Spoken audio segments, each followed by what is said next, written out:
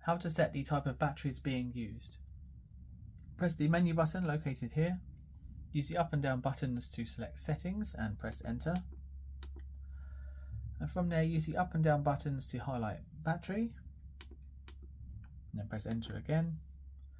Once on this screen, use the up and down buttons to make your selection and press the enter button. The battery types to choose from are alkaline, nickel metal hydride or lithium. Select the correct type to ensure that the correct battery information is shown on the display. When you're finished, press the menu button to go back to the home screen.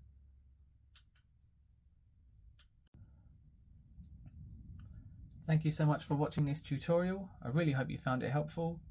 Check out the description for all our other tutorials.